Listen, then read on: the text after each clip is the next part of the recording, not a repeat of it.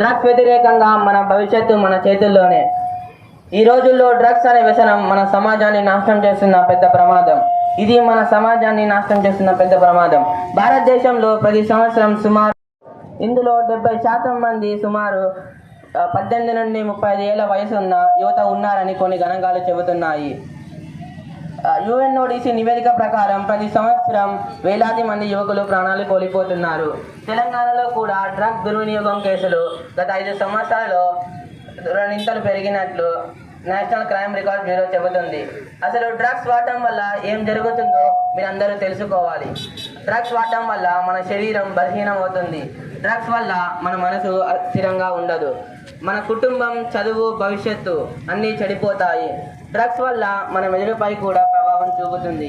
Drugs వల్ల మన మెదడులోని నాడీ కణాల పని తగ్గిపోతుంది. దాంతో మన ఆలోచన శక్తి, గుర్తించుకునే శక్తి తగ్గిపోతుంది.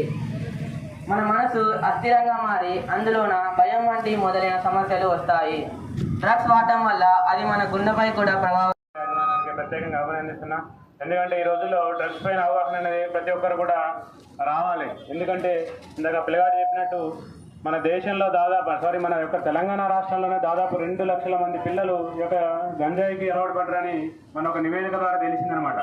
మెయిన్గా ఏంటంటే పిల్లలు డైరెక్ట్గా ఈ గంజాయి తీసుకోలేరు కాబట్టి వాళ్ళకి ఇటువంటి గంజాయి కానీ ఏదైనా డ్రగ్స్ ఏదైనా అలవాటు చేయాలంటే వాళ్ళకి ఈ మధ్య గంజాయి చాక్లెట్లని మీరు కొత్తగా వినే ఉంటారు. గంజాయి చాక్లెట్లని లేదా రకరకాల చాక్లెట్స్ అని వాళ్ళు తినే పదార్థాల ద్వారా వాళ్ళకి ఎడిక్ట్ చేస్తున్నారు అనమాట.